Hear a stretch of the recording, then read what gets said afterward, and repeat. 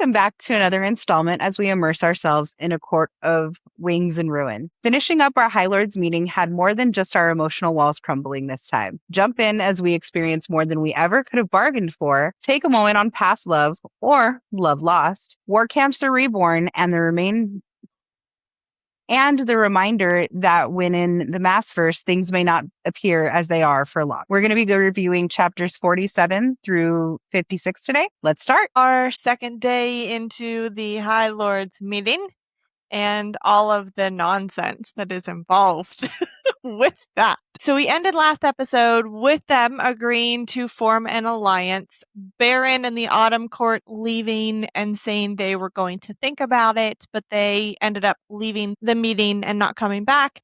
But the other 6 High Lords have agreed, including Tamlin. They've agreed all to become a part of the alliance. They don't start the alliance out very positively, at least from Feyre's perspective. There's a lot of bickering and back and forth over the next couple of hours as they discuss different options. No one is quite ready to discuss how many numbers they have as far as their forces because Tamlin is there and they don't quite trust Tamlin, which I don't blame him at all because I'm pretty sure I wouldn't trust him yet either. So they do decide they are going to stay the night in the Dawn Court in Thiesen's castle. Rhys tells Feyre that they are going to stay because he wants to talk to some of them in private and not in a meeting setting. Each one of them is taken out to their own set of rooms for each High Lord. I do think it's funny that it's mentioned Tamlin gets escorted away first and by Thiesen himself because no one else wants to go near Tamlin. Everyone's like, nope, no one wants you.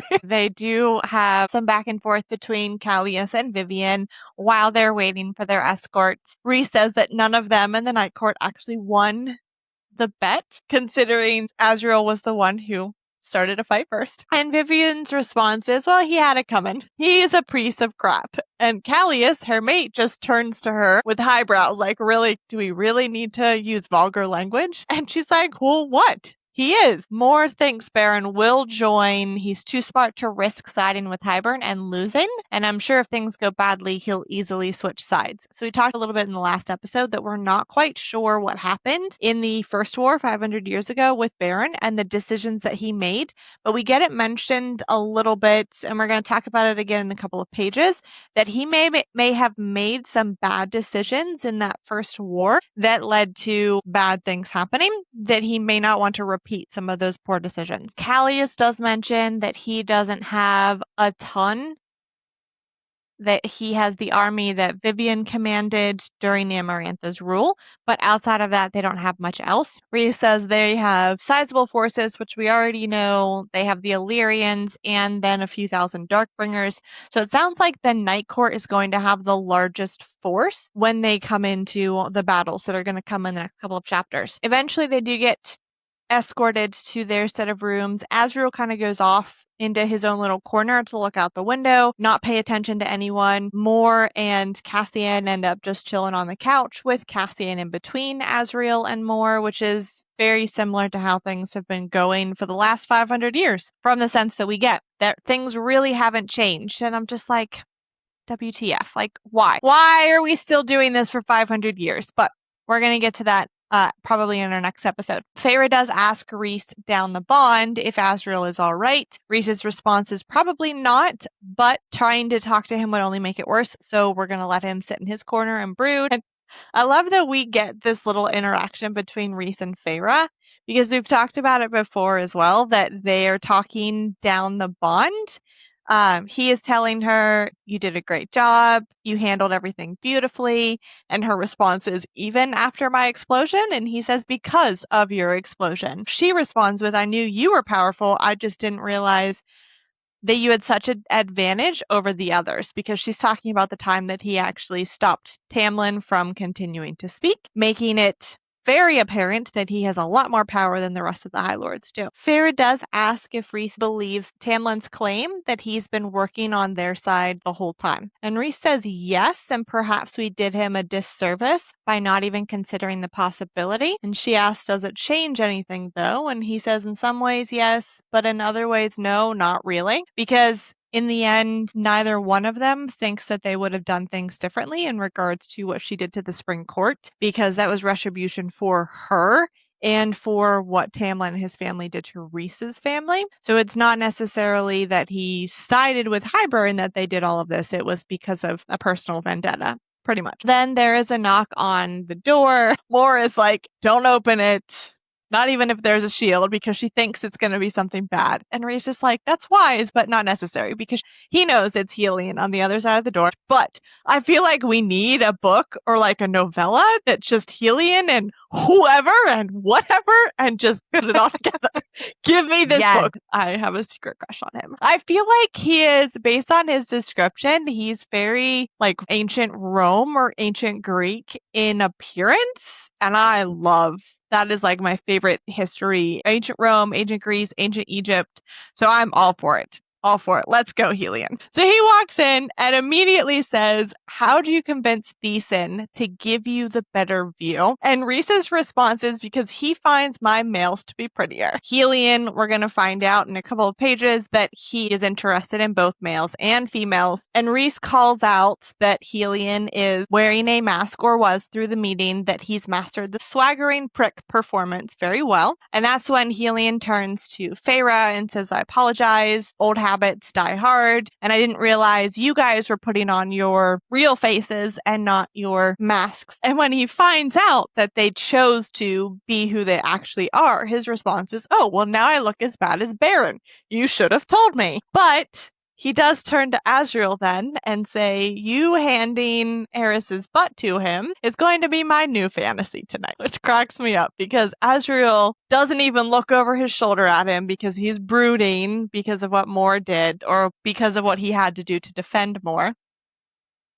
And Cassian's response is, I was wondering when the come-ons would begin. Apparently this is a theme with Helion. Helion then responds with, it's been what, 4 centuries now, and you 3 still haven't accepted my offer. And Mor's response is, well, I don't like to share, unfortunately for you. And Helion's response is, well, you never know until you try. So then, of course, Feyre is unsure as to exactly what's being said, but she's got a good idea.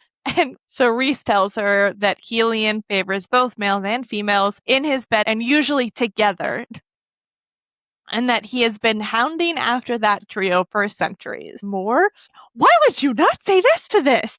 Right. Feyre has that exact same response. She's like, well, why the heck would she say no? It cracks me up through this whole chapter that she is essentially saying this to Rhys, her mate, her husband. Why are they saying no? Like, I would have said yes. And so Rhys actually laughs out loud in regards to her response. And he's like, well, would you like someone to join us in our bed?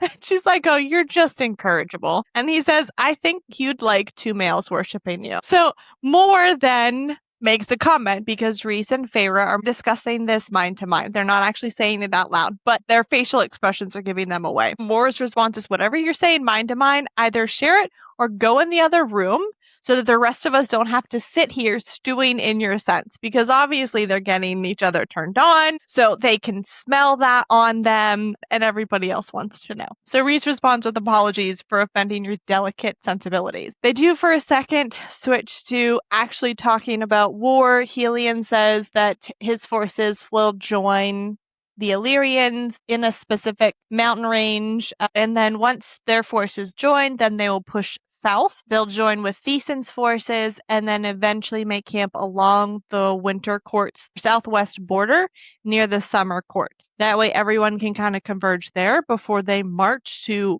wherever they need to go for the first battle. They're not sure what that looks like yet. And I love that Helion says, you and Pretty Tarquin had a moment today. Do you think he'll join us? And Rhys's response is, if you mean in bed, definitely not. But if you mean in this war, then yes. Because I feel like Rhys and Helion, at least in that regards, might be pretty similar, even if Rhys is all about Feyre now. Like, We don't know what he was like prior to Feyre and prior to Under the Mountain, but it cracks me up that they have this little bit of banter together. And this is where we have another mention of Beren possibly making poor decisions in the last war, because Helion says that Beren played games in the war and it cost him dearly, because people still remember those choices, those losses. His own darn wife still remembers that. So we know Helion is kind of hinting at something that Beren chose to do in that war that led to Beren's wife's sisters dying so that she could live. Feyre does mention that she caught Helion looking at the Lady of Autumn Court repeatedly during the meeting. So she asks Helion what he means by that, and Mor shakes her head at whatever happened. Helion does tell us a little bit of what happened in the war 500 years ago. That the Lady of Autumn Court's two sisters were indeed tormented and then butchered during the war by Hybern. That Hybern's forces had swarmed their lands at that point, and the lady was sent to stay with her two sisters and her younger children, packed off to their other relatives so that they could spread out the family bloodline. But Hybern attacked their estates, and the sisters bought her time to run, not because she was married to Beren, but because they loved each other. So it sounds very similar to the relationship that Feyre has with her sisters, at least what we're going to see from them in a couple of chapters. That they will do everything that they can for each other. That she tried to stay with them, but they convinced her to go, and so she ran. They had her cornered on a ravine, Hybern's beasts did, where she was trapped on a ledge, and it was actually Helion who was able to save her. And Feyre realizes that there is enough emotion in his words when he agrees that he did save her, that Feyre knows there's more that happened. And so she asks what happened, and Helion's response is, I tore the beasts apart with my bare hands. And Feyre mentions, thinking she's seen Rhys do that in regards to the ravens when they tried to attack her, and she's seen Tamlin do that to Amarantha when Amarantha killed her. So it's males that love that actually kill with their bare hands so that they can feel it a little bit more. And so her response is, why? And he responds by saying she was still young, though she'd been married for a couple decades, but she was married too young, and the marriage was arranged when she was only 20, which is like crazy young for the Fae, because we get it from Tarquin in book 2 that they're not considered adults until they're 80, and yet she was betrothed at the age of 20, which I feel like is crazy young for the Fae. And Mor chimes in at that point and says, I heard a rumor once that she waited before agreeing to that marriage for a certain someone who had met her by chance at an equinox ball the year before. And Helion's response is, that's interesting, because I heard her family wanted internal ties to power and that they didn't give her a choice before they sold her to Beren. So we don't know for sure which one it was, whether she had met Helion and he just chose for one reason or another not to come forward and try to claim her, or if she wasn't given a choice and was just given to Beren and didn't have the option to look at Helion either. And that's when Feyre puts it together that Helion and the Lady of Autumn had an affair together after he rescued her. So she asks, how long did the affair last? And this isn't because she's trying to be nosy. It is because she is realizing something. She's putting something together that not even Rhysand has considered at this point. So she asks how long the affair lasted, and Helion says on and off for decades, until Beren found out, and they say the lady was all brightness and smiles before that, but after Beren was through with her, that he belittles her and leaves bruises where no one can see. And I think this is interesting because Feyre says, why didn't you stop it? Because Tamlin doesn't actually physically harm her on purpose. We'll say he gets real close magically when he gets upset, but he doesn't ever physically harm her. Whereas Beren has taken that step. The relationships between Feyre and Tamlin and the Lady of Autumn and Beren are very similar. And Rhys was able to step in and stop it for Feyre, whereas Helion was not able to step in and stop it with Baron and his wife because they were already married at that point. She had already had multiple children to him, and that she chose to stay, whereas Feyre chose to leave. And Helion goes so far as to say, with protocols and rules, you will find that most situations like the one you were in do not end well for those who interfere. And this is where Feyre puts it all together, that Baron has treated her poorly since he found out about the affair she was having with Helion. And it was a certain amount of time ago that Feyre has put together that Lucian is most likely Helion's son and not Baron's son, and probably why Eris has chosen to save Lucian in the past, because he knows he is the heir to a different High Lord. But I love that Rhys says to her when Feyre's figuring all of this out, he can read the emotions on her face. He's told us that in the past. He says, whatever you've just figured out, you better stop looking so shocked. And that's when she tells Rhys-Anne mind to mind that Helion is Lucian's father. And Rhys's response is, well, holy crap, I never even thought to put that together. And Feyre's like, look at him.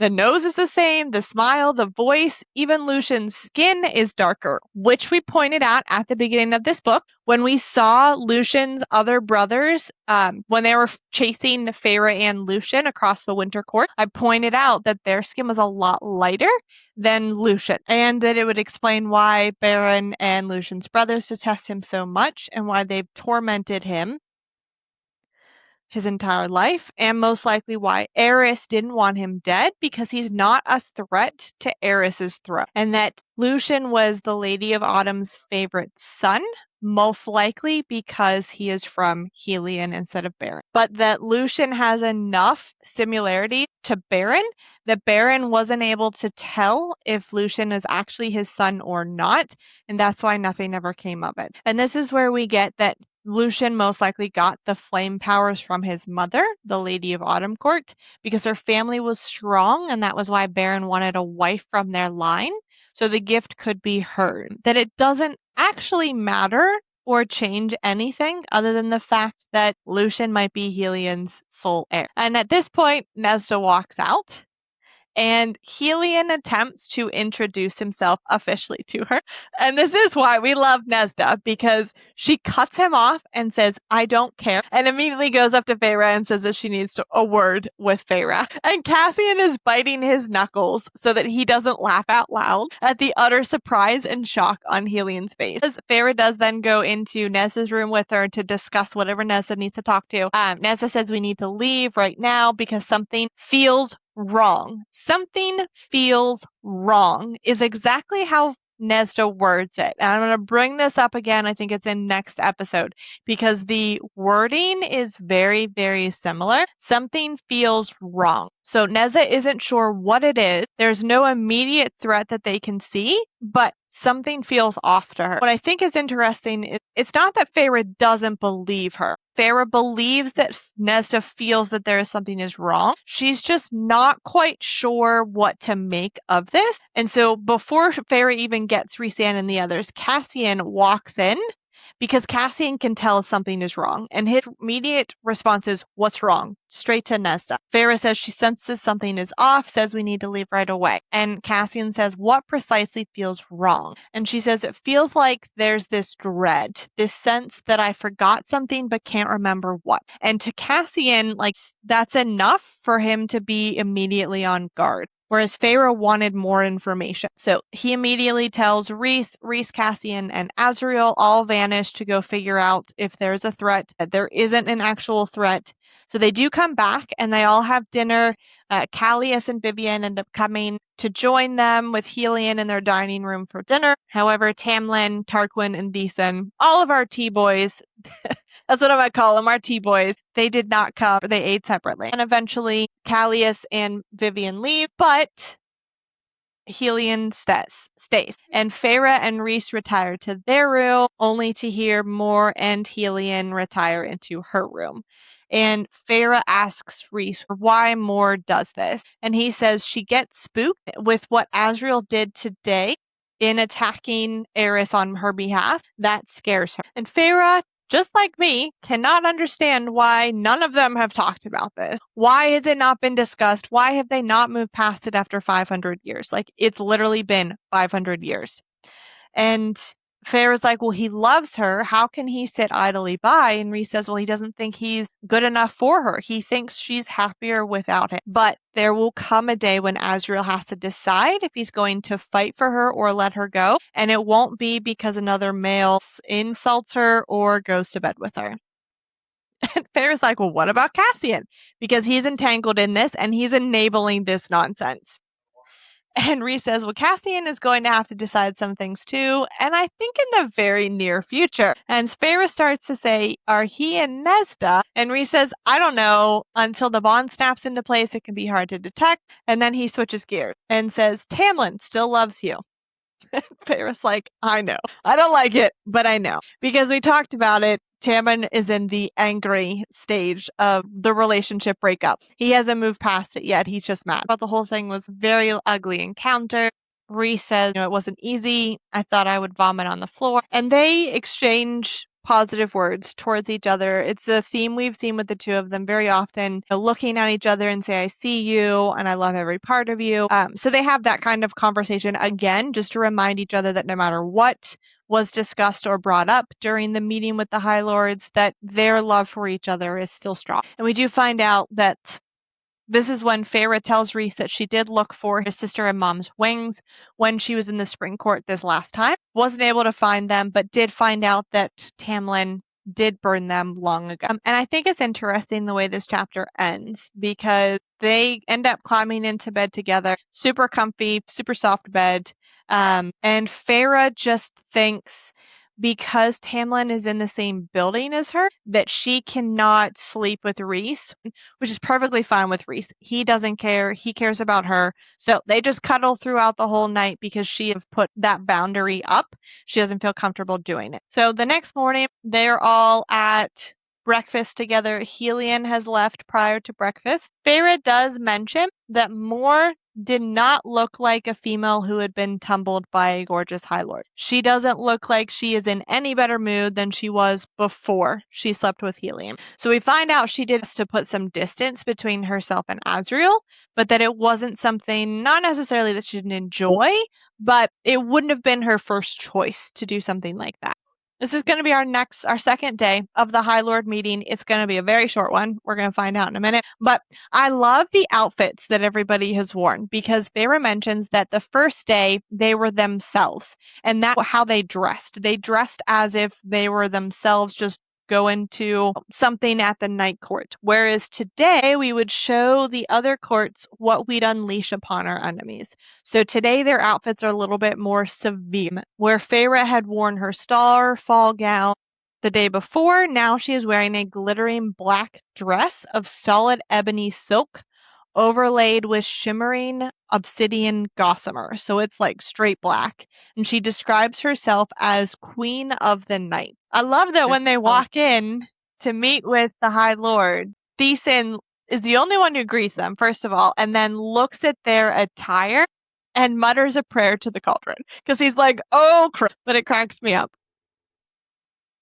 Everybody else, other than Baron and his brood, has also stayed and come to the second day of meeting. Helion tells them that he's reviewed everything that Tamlin gave them, all of the charts and the figures, and tells Tamlin if you can rally your troops quickly, you and Tarquin might be able to hold the front line until enough of us above the middle can join and bring our larger host. And again, Tamlin's still not over throwing some dirt at Feyre and says, well, I'll do what I can after Feyre caused them to lose all faith in me.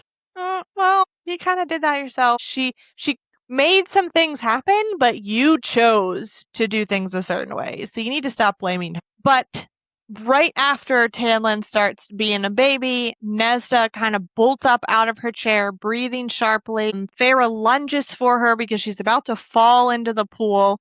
but her face contorts in pain. And I think it's interesting that Moore actually springs up to hold her as well. And we definitely have gotten some instances between Nesda and Moore that lead us to believe that Moore does not like her at all because of whatever relationship is growing between Cassian and Nesda. But in this instance, Moore is still willing to put all that aside and help. Cassian gets up as well because Nesda says something is wrong, or she starts to say it and then her words get cut off because Nesda then ends up puking directly into the pool in the center. Callia says, well, maybe it's poison. So both Helion and Thesan come up to Nesda. Thesan is trying to heal her. Helion is trying to figure out if she's poisoned. Both of them find nothing. There's nothing physically wrong with Nesda, but she says something is wrong, not with me, not with me. And that's when Feyre realizes that it's with the cauldron. If it's not with Nesda, then it has to be the cauldron. Nesda moans, her body tensing as she vomits again, and then everybody can feel it. A shuddering through the earth, through air and stones and green growing things, as if some great god blew a breath across the land, and then the impact came. So Rhys throws himself over Feyre as like the whole area shook, almost like there's an earthquake. And then Rhys gets up and as if he can like see all the way from Dawncourt all the way down to the wall, his response is, the King of Hybern just used the cauldron to attack the wall. The wall is gone, shattered across Prythian and on the continent. So the wall is down. Everything goes into chaos at that point because they were trying to get things done before the wall came down, before we got to that point. But the King of Hybern has beat them to it, so now they have to move up their timeline. Feyre mentions that in the same way that she could feel a connection to each of the High Lords in regards to the power from them that were in her, it's the same with Nesda. Nesda's own power, own immortality was so closely bound to the cauldron that its dreadful presence, when awoken, brushed through her. That's why the King of Hybern had hunted for Nesda, not just for the power she'd taken, but for the fact that Nesda was a warning bell for them. So they depart the Dawncourt minutes after all of this happened. Thesan promising shipments of the Febane antidote to all of the High Lords within 2 days, and his flying legion would be readying themselves, and they join the Illyrians as soon as possible. Callias and the Helion swear that their terrestrial armies would march as soon as possible as well, so that they could meet with the Illyrians at some point. There is a super sweet moment where Varian stops them before they leave and tells them to say thank you to Amren for then sending Rhys and Feyre and Moore and Cassie and Azrael to Adriata when Hybern attacked so that they were able to help save the city. So he does tell them to tell her thank you, and then says, I'll tell her the rest of what I want to say the next time I see her. They make it back to the townhouse and are dining that evening when they start discussing the humans below the wall in Prythian, that they should have evacuated them months ago. Nesda is concerned for not just the humans in their estate that worked at their estate, but the other humans that aren't able to defend themselves in that strip of land. Rhys says, well, we can go to your estate tonight. We can evacuate your household, bring them back here. Nesda's response is they won't come. They won't come to Prythian. So then Elaine actually chimes in and says, we can take them to Grayson's estate. We can move them all to his estate, that the walls are high enough, there's plenty of space, plenty of supplies, and that he has a small force that would be able to defend that, as well as a grove of ash trees. Cassian says, well, even if fairies attack them and they use the ash arrows, they'll be very difficult. It'll be very easy for the Fae to overcome that. And Elaine says, well, there are also escape tunnels. It's the very least that we can do. So they agree that they're going to go to Grayson's estate. Elaine says that we can glamour her to make her look human again, at least long enough for her to get them to open the gates so that they can come in and actually talk to them. Rhys wants to also set up some wards around the area to deter the Fae and Hybern from coming to that estate. Feyre says this could end very badly, and Elaine's response, it has already ended badly. Now it's just a matter of deciding how we meet with the consequences. There is discussion as to whether Elaine should go or not. Nezda and Feyre are both against it, but in the end they do agree because Elaine at least wants to see him one more time. Feyre does tell Elaine that I will defend you. If he hurts you, I will kill him. And Elaine tries to get her to promise not to do that. And Feyre says, I'm not going to make that promise. I will try, but you are my sister and I will protect you at all costs. Elaine then goes to get ready with Nuala and Caradwen. Nezda is feeling a little bit unmoored at this point because she was set on a task of repairing the wall and training to repair the wall. And now that the wall is down, she doesn't have a task to focus on. But Rhys then says, you're going to come to the estate with us. Then you'll travel with the army. If you're connected with the cauldron, then we'll need you close, need you to tell us if it's being wielded again.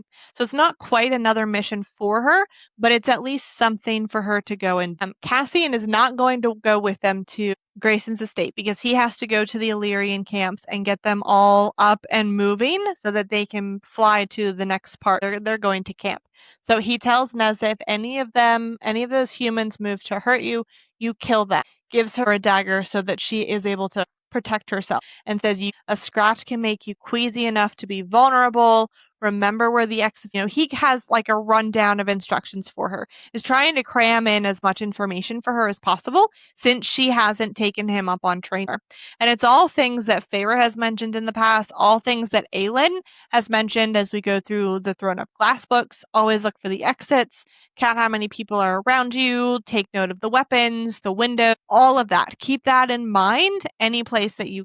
So they've given themselves about an hour to get ready before going to Grayson's estate. Before they leave, Feyre comes in and says to Amren, I need you to come with me. Don't ask questions. You're coming with me now. So they talk about the creature below the library. Amren says its name is Bryaxis. So we finally get a name. Feyre asks what it is, and Amren says you do not want to know. But Feyre does ask if we were able to, could we bind it into a body and make another bargain so that it could fight for us. And she needs Amren to go with her to find out if Amren would be able to break through the words that hold it there. So Amren and Feyre go down to talk to Bryaxis. Feyre says, I'm here to offer you company as well as another bargain. And kind of outlines the options that they could use someone like Bryaxis on the battlefield and asks what Bryaxis would want in exchange for fighting on that battlefield. And Bryaxis' response is a window high above, which is very similar to what the Bone Carver asked for, is a window into the world. Because, and Feyre even mentions it, this was another creature who had gotten used to and fallen in love with the cage they were put in. So the bargain that Feyre is creating with Bryaxis is that this will be able to hunt without restraint on the battlefield, strangle their fear and dread until I am sated. Feyre says yes, but only with Hybern and only until the war is over. So Bryaxis agrees and says, I will wait until you summon me and you get rid of the wards. Feyre says then it's a bargain. You will obey our orders in this war, fight for us until we no longer need you, and in exchange we shall bring the sun and moon and stars to you in your home. So she can feel another line of tattoo around her arm in the same place where she had the initial bargain with Bryaxis. Feyre does tell Rhys about the bargain, and that Rhys's response is, poor Cassian, he will never recover when he sees his newest recruit, which cracks me up, because yes, poor Cassian. And Rhys asks what Bryaxis wants in response, and that's when Feyre tells him that Bryaxis wants a window. And Rhys says, well, I suppose I have to redecorate my lodgings to match Thiesen's splendor, so I might as well add a window for the poor thing, because of how much Mor and Feyre loved the way Dawn Court Castle looked. And this is the last time that they're going to be in Valaris for a long period of time. So they are struggling with leaving it, struggling with are they going to be coming back to it or not, and they're both telling each other, yes, we will see it again, we will come back. And then we get into part 3, which is called High Lady. So they winnow to one of the Illyrian war camps. because Cassian needs Rhys to kind of give a high lordy kind of speech to the Illyrians to get them riled up and ready to go fight. They get there and they immediately, are confronted by some of the Illyrian lords. And Feyre mentions that they have a lane kind of hidden between them, and that the females, she and Mor, Elaine, and Nesta, are kind of a step back from the male, Rhys, Cassian, and Azriel, because of the backward thinking of the Illyrians. So Feyre's kind of going into this thinking, we need them on our side, we need them fighting for us, and I don't want to upset them before we even get to a point where we're fighting. So that's why we'll keep a step behind. But as soon as Devlin, which is the Illyrian lore that we've seen before, as soon as Devlin sees Nesta, his response is, "What is that?" And Nesta, of course, being Nesta, merely stares at him. And then another one of the camp lords makes a sign against evil. So, I can just imagine him doing, the sign of the cross or something similar, because they're not sure what Nesta is. And Cassian's response is, "That is none of your concern."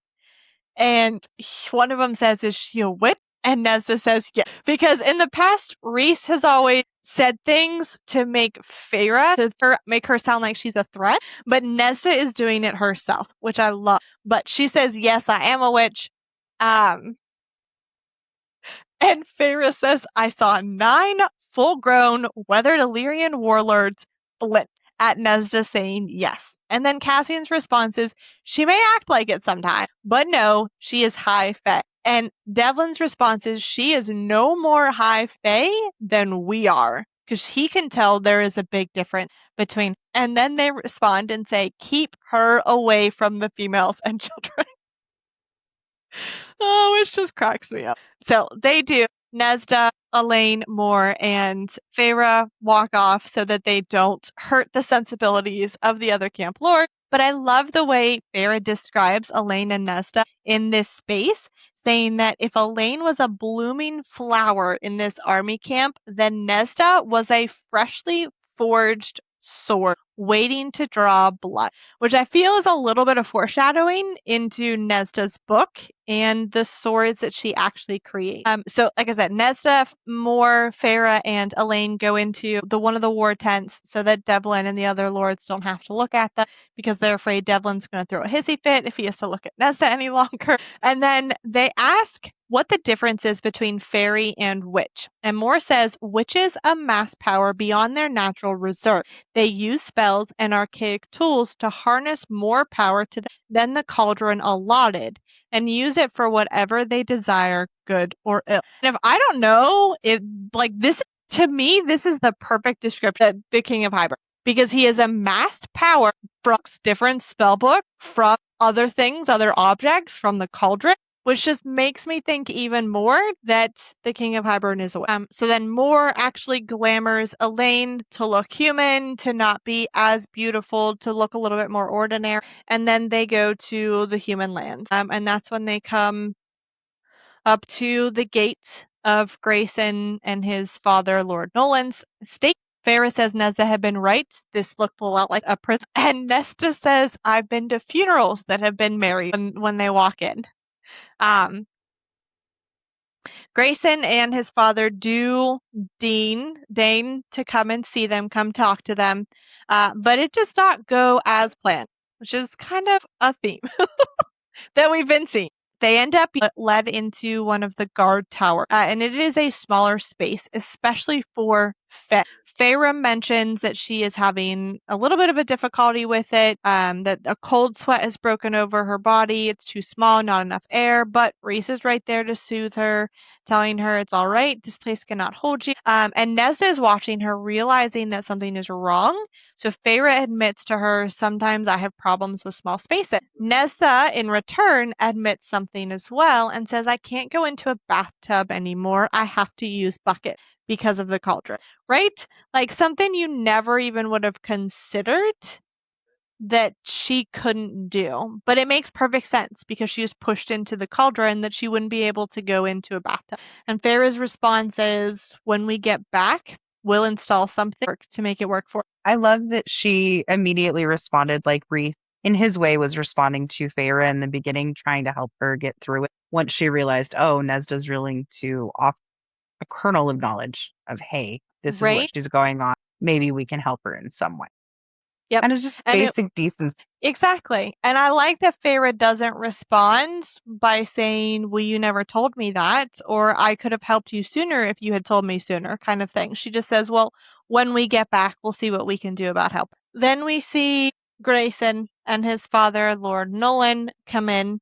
And I like how Feyre describes him because we get Nesda's description of him. We never get Elaine's description of Grayson. And Feyre had never met Grayson before. So I love that she describes him as perhaps a mortal ideal of a knight who swoop a beautiful maiden onto his horse and ride off into the sun. Because I feel like that's a really good description of him. And Elaine would have been that maiden if she hadn't been changed to High. And then there's a slightly ugly encounter because they're trying to portray that Elaine is still human when she isn't. So it's Nesda who is telling them, I was kidnapped, I was changed into a fae because of Hybern, they're coming, that kind of thing. As Sir Nolan and Grayson's response is, well, why should we believe you when you're not telling us the full truth?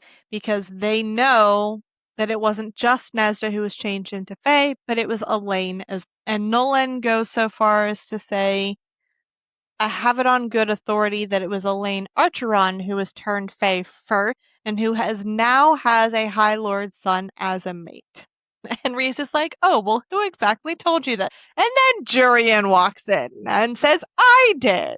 Like, what the crap? Where did Jurian come from? How did he get here? What on earth is going on? But he comes in, raising his arms in surrender. He is there alone, not with Hybern. He's like, I'm alone. Stop snarling. Nolan tells them that Jurian has explained what happened, that the human queens wanted power, youth, the usual thing. And Feyre asks Jurian a couple of times why he is actually there. And he goes on to say the queens are snakes. They deserve to be butchered for their treachery.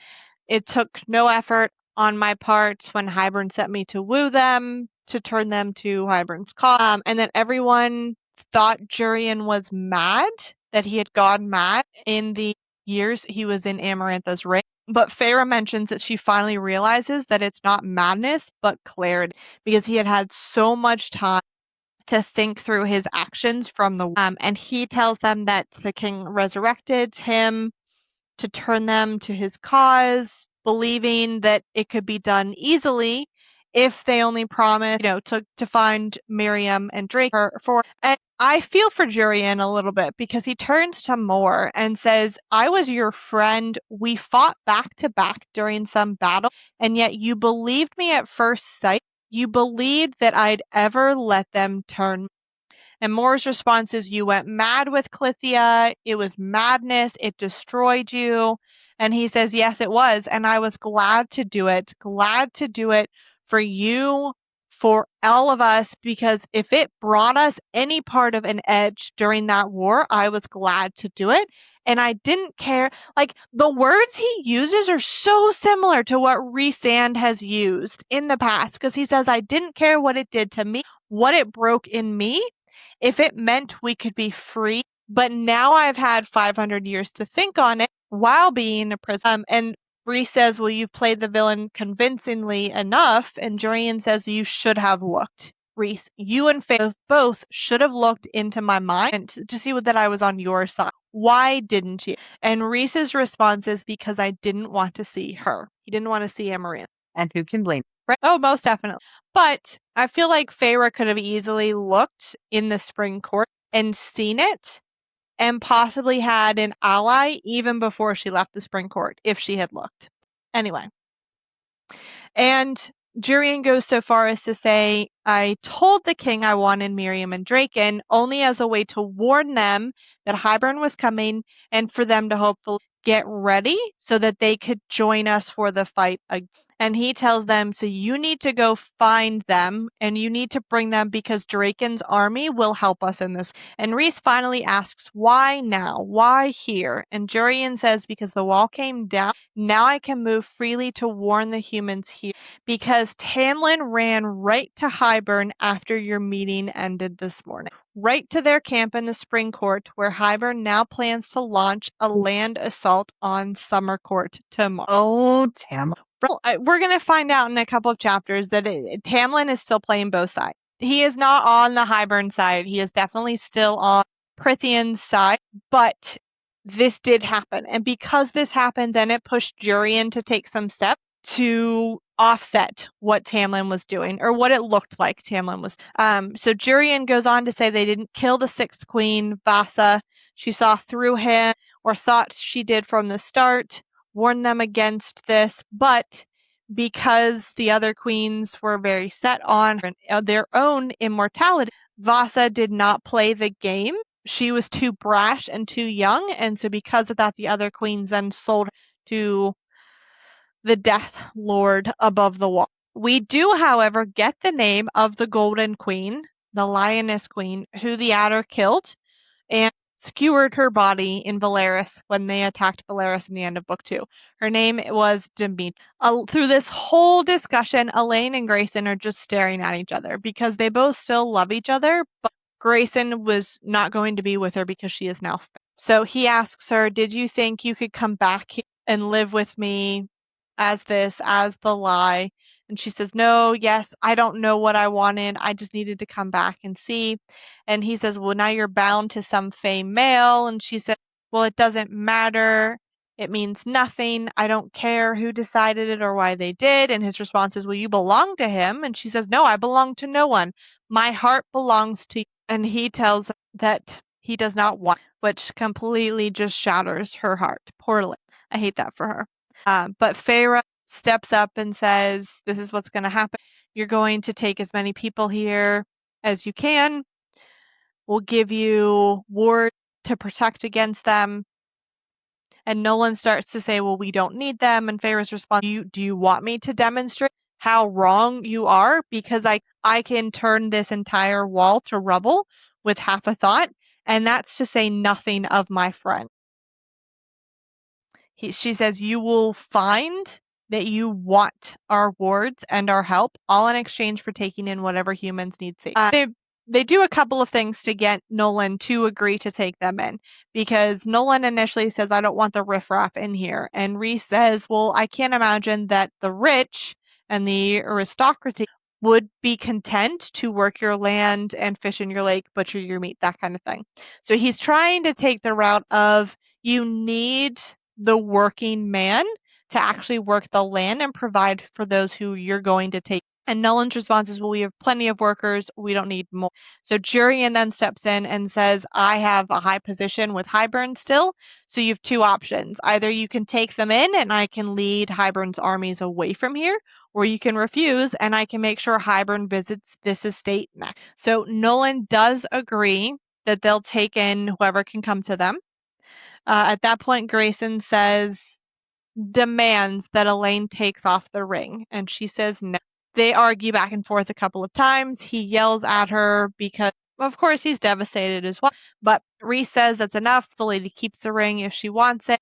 And then he goes so far as to say, though, none of us would be particularly sad to see it go because it's iron. He said females tend to prefer gold or silver over iron. But we're going to find out something interesting about the ring later.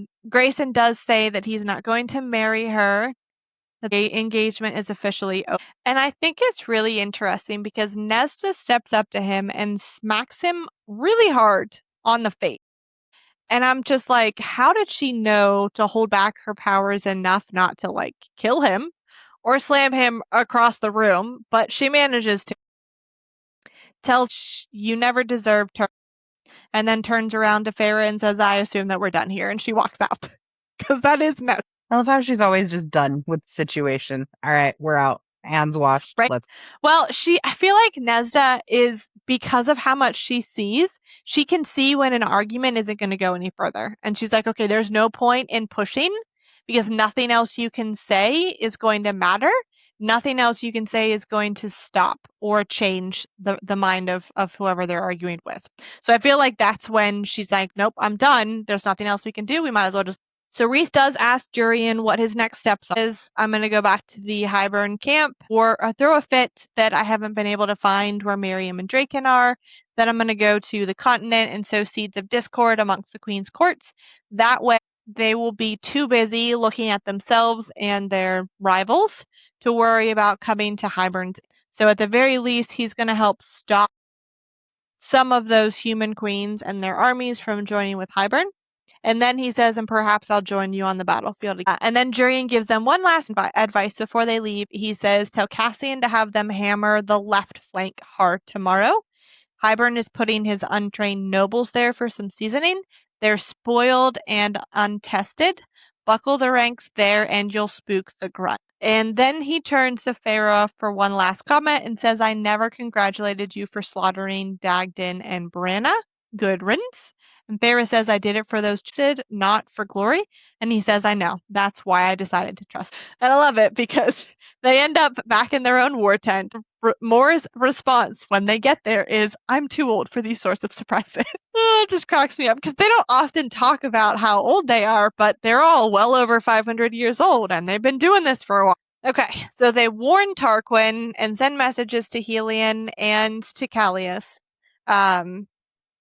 And then the Illyrian Legion takes to the skies, hopefully to make it to the battlefield before it began, while Kerr and his commanders winnow the Darkbringer Legion in from the night. Rhys and Farah have a last little moment together before this first battle.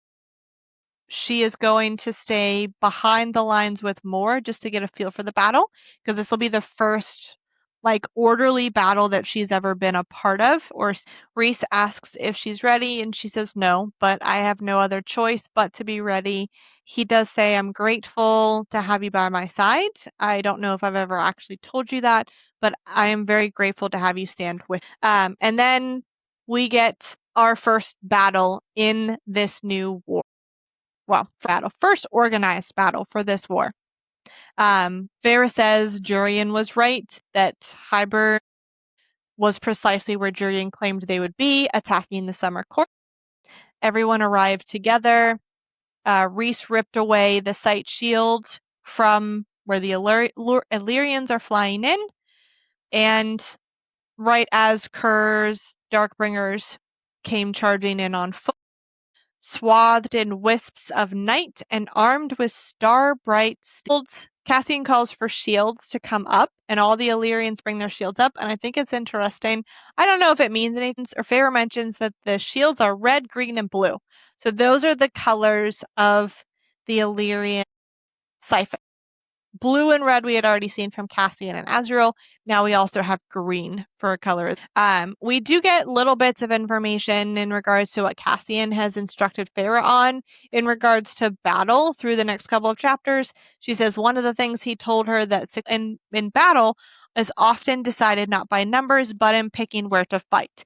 And Azrael has scouted out and given this information to Cassian, and he selected where they were going to and that's why they have an advantage when they attack Hybern before Hybern is able to attack the summer court, because they scouted ahead to find the best place.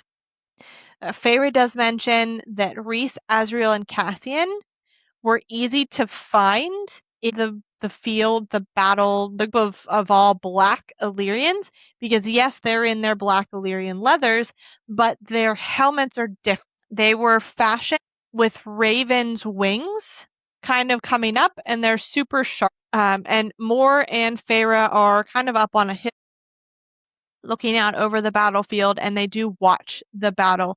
Farah mentions that they don't talk much in the hours that followed because they didn't have words for. Thankfully, there was no Faebane being used in this battle, but all of the soldiers still took the antidote that morning with breakfast so that it wouldn't affect them if the Faebane was a part of this.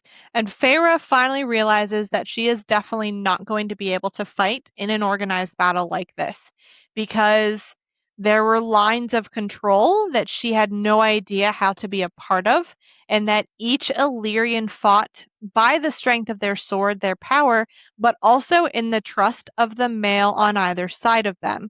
She mentions even Kerr's soldiers fought as one, obedient and unfaltering. We do get a pretty neat scene where Cassian takes down multiple people. We see his strength as a commander, as well as being one of the most powerful Illyrian warriors in history.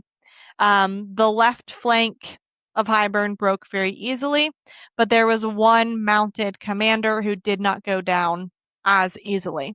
Cassian selects him as his opponent, starts running toward. The commander tries to throw a spear at Cassian, and he is able to block it.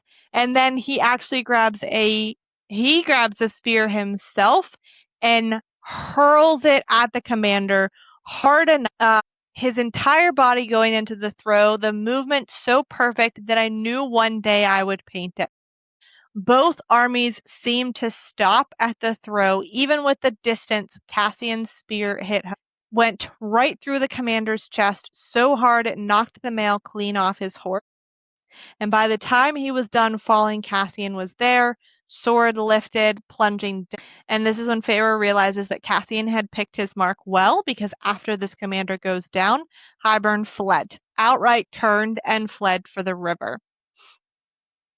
And Feyre does mention that his skill was so precise, it was like a dance. And Moore says, and to Cassian, that is what battle is. It is a because Cassian is killing other soldiers as he is getting closer to the commander before he kills. And Feyre realizes, because she's finally seen him in battle, how incredibly powerful he is, and is kind of in shock that that's the person who's been training her for the last couple of. Once the Hybern soldiers start fleeing, they actually turn away from the Night Court soldiers and find Tarquin and his 2,000 soldiers at their back. So they are kind of smushed in between. Feyre mentions that watching them slaughter, or the Hybern soldiers, was a lot different than the battle itself. So Moore kind of pulls her to the side and says, it's pretty much over. You don't have to watch any of. Rhys does tell us that because Tarquin, it was his lands that they were fighting on, that who would be able to choose what to do with the survivors who were surrendering on Hybern's side. That there were a few Tarquin pulled out for them to be questioned, most likely tortured before being killed, but that everyone else was then drowned by Tarquin on dry land. Very similar things to what Feyre has done when killing Hybern soldiers in the past. He actually drowned. And then we are back in the war camp. Elaine doesn't seem to care about the things going on around her because they've moved the cart onto this battlefield, because this battlefield is a much better location than where they were before. So they're moving the camp to this battlefield. Elaine just kind of goes from her tent on one battlefield to Moore's Arms to be went to the new battlefield and right into her tent again. Nesta, however, is looking around, taking in all the blood and the mud out on the plain, because Rhys has misted all of the dead soldiers so that they don't see them, but there is still blood left all over the ground. And Nesta can hear all of the Illyrians kind of whispering about Cassian and what he did during the battle. Talking about him, he fought their most ancient warrior god and the first of the Illyrians. So we get a little bit of Illyrian history in that line. That is all we get. That this one soldier was an ancient warrior god and the first Illyrian. And I love that Feyre points out that the looks Cassian is given as he passes are the same looks the High Lords had given Rhys upon seeing his power. That they are like them and yet and so it's a little bit like when they're sitting around a fire, Cassian is approaching Rhys and Feyre, his helmet kind of off and clutched in his arm, or Nesta jolts to her feet because she's sitting with them, staring at Cassian and says, "You're hurt," and no one else had picked this up. But Feyre realizes that Nesta has watched him enough. She can notice his tells. She can see it in his face or the way he's walking. His response is, "It's nothing, I'm fine." Or Rhys says, "You know better than to walk around with an injury." Cassian says, "It's fine, it'll be fixed by morning, it's nothing to worry about." So Nesta actually asks how to fix it. Cassian tells her it really just needs to be wrapped. but other than that, the sprain will repair itself by morning. So Nezda does wrap his wrist. She washes his wrist. Her finger is very gentle, through the whole encounter. And Cassie's just kind of watching her do it. Nezda is very calm, very gentle when she does. And then when she tries to pull her hand away after she's finished, he grips onto it for a little bit longer, tells her thank, and then Moore walks up. I'm just like, really, Moore? Really? Don't be a jealous little bee, because that's what I feel like Moore is starting to be little jealous throughout these little instances with Cassian and Nezda, and it annoys me, because then Moore walks up and says, "Oh, you're hurt, Cassian." And at the sound of Moore's voice, Cassian snatches his hand back and pivots toward Moore, completely ignoring Nezda. Really? Like, what a crappy thing to do, Cassian. And Reese and Feyre then are in bed later on together. Feyre has been helping with the injured again. Reese tells her that he can't fall asleep. She asks why. He says, "It takes a while to settle myself after battle, even though it's been hours since the battle." And this is when Feyre tells him, the chaos of the battle in Adriata was easier. Somehow, not easy, but different, easier for her to be a part of. And he says he understands. She says that the battle in Adriata and in Valaris, those are the types of battles that I can fight, where there are people to defend and the disorder of I can gladly fight in those kinds of battles. She says, "But will you be ashamed of me if I admit that I'm not sure I'm ready for the sort of battling that we saw today?" And he says, "I would never be ashamed of you. Certainly not over this." He says, "Today's battle was different from Adriata and Valaris. If we had more time to train you with the unit, you could easily fight amongst us in our lines and hold your own, but only if you wanted to. For these initial battles, though, being down in that slaughterhouse is not something I'd wish for you. But we are a pair, and if you ever wish to fight by my side, it will be my honor." So he's telling her, even though she isn't trained to fight as a unit, if she chooses to fight at his side, he will find a way to make it work. Which I'm super glad that she doesn't feel the need to do that, because I feel like it would go horribly. But she doesn't choose to fight by his side in a structured battle. And then after this battle, they have annihilated this part of Hybern's army, but it is not the only army, and it is not the large part of Hybern's army. Azriel is sending team after team out, but no one is able to discover what the next move is or where Hybern is at that, until they realize that, about 5 days later, that Hybern somehow skirted around them and is now heading north, because all of the courts up north are undefended, because they've all come down here to fight against this part of Hybern's army. The warriors, all of their commanders, and in a tent, all the High Lords that are there debating what they're going to do. Do they stay here because this is a very good spot for them to stay, or do they march north to meet Hybern's army? So Varian comes in, kicks everybody out except for important people, and says, "We're going to do both. We're going to spin a glamour, a really good one, so that it looks like our army is still here. And then we're going to march." Cassian agrees. This is a good idea, and it could probably work. And he does tell Varian, if you ever get sick of the sunshine, you can come play with us in Valaris, which I love, because when Reese went to the summer court in book 2, he specifically said he didn't like Varian, but he was pretty sure that a couple weeks with Cassian and Azriel, and he'd have to come to terms with Varian, because they'd be thick as thieves. Reese goes on to think, and then Amran will just have him wrapped around her finger, so I'll have to leave him alone. So he talks about it in book 2, that Varian and Cassian and Azriel will probably get along really well, and we're starting to see that in the so Feyre and Reese, as well as Cresseida from the summer court, all help to spin a glamour to make it look like and feel like and sound like their army has actually stayed here. And I love the way Feyre describes it, because she said it was like applying a thin film over all those living in the camp that would then separate when we moved out, separate and grow into its own entity that walked and talked and did all manner of things, but it would And I love that she mentions Cressida was skilled in glamours herself. She was the one who did it on all of the summer court soldiers. And Farah mentions that Cressida was not a trained warrior, but that she was there to be a solid, needed presence amongst the army, and that the soldiers looked to her for guidance and stability. So I love that Feyre gets to see Mor, who is trained in battle, fight in battle with the rest of and be a presence to the soldiers that they know she can fight as well, but also see a different female who can't fight, isn't trained to fight, but still has as much of a needed presence amongst the army as Mor does. I like that she gets to see both sides of those so that Feyre can choose for herself which one she wants to be, or if she chooses to be a combination of both, which is kind of what she ends up. So then they move. It is the Illyrians obviously fly under Rhys's sight shield, so he keeps them from sight. And then it's Tarquin who actually winnows all of the Summer Court soldiers and Kyr's legion to keep up with the Illyrians, which is like crazy. But he does that.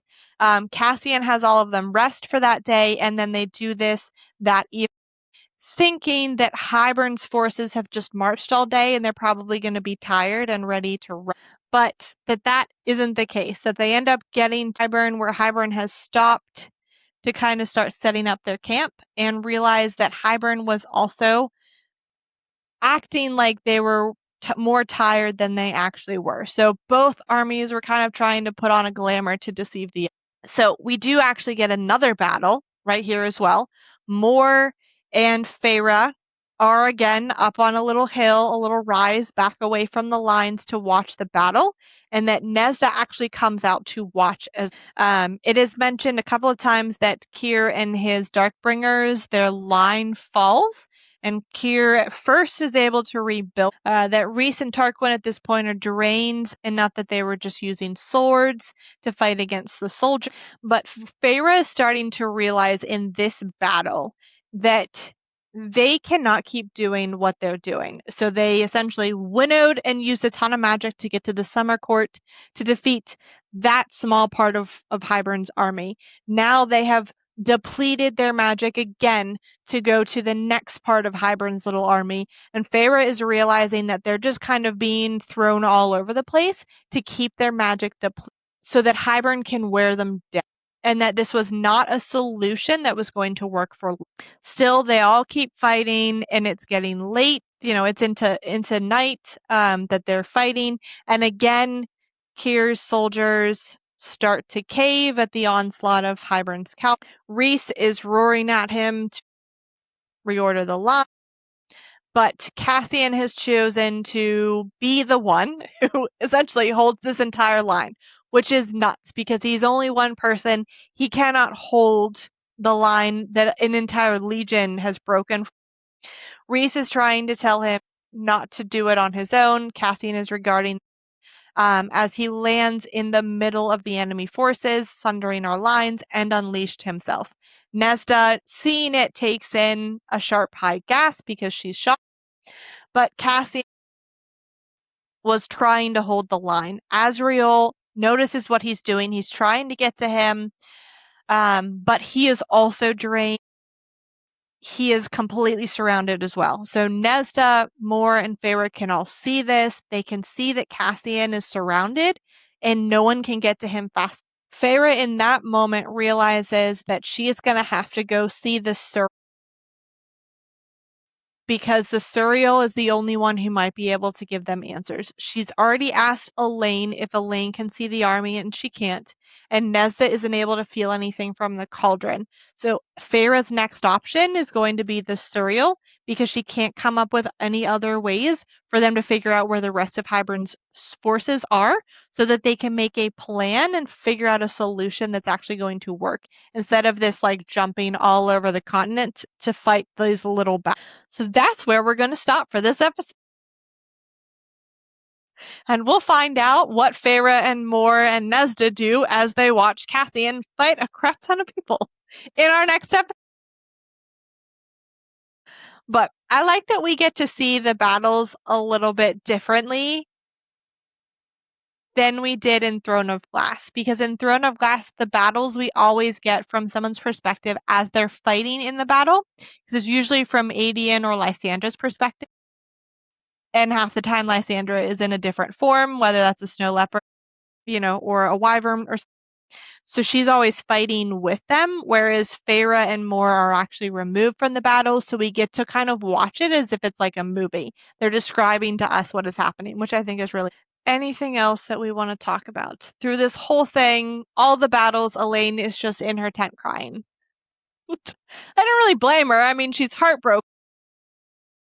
Because it is finally a official no from Grayson, whereas the past couple of weeks after she was changed into Fae, she's kind of been in limbo because she doesn't know if he knows and she doesn't know how he'll react to it. Now she knows, and it's a definite no. So, suck. I don't mean to sound sarcastic with that, because it does suck. I hate this for Elaine, but at the same time, girl, we got a massive battle going on right now. And we know something better's coming anyway, so come on. We know something's coming in the next book. Just tell her, compartmentalize your feelings, ma'am. Not that Feyre has been good at doing that anyway. I mean, fair, but she did complete the tasks before losing her mind a little, so, get done the task. Nesda is the only one who's actually good at separating her emotions from I mean, I'm still bad at that. Gotta give Nesda. Yeah, exactly. We're trying. We're trying to give Nesda some. I mean, I'm going to advocate for her no matter what. So. I mean, I could be advocating for Tamlin, so I guess pick your battles. But could you? I mean, let's be honest. Could you really? At this point, no reader has made it this far in the books and is still advocating for Tamlin. Halfway through book 1, at the end of book 1, yes, I can see people still liking Tamlin. But at this point, especially after all the crap he said at the High Lords meeting, no, just kill him. You've got some that are still on his side, and they cannot stand Rhys. I wonder if they're the same people that went and knee-jerk got a Tamlin tattoo before reading this. They're already so far in, they can't take it back. So they're like, I have to love this character even if he's awful. I branded myself, so I'm gonna force it to be. Yeah, that's probably it. Oh my goodness. Oh, those poor Tamlin. I like how we all just moment of silence for them.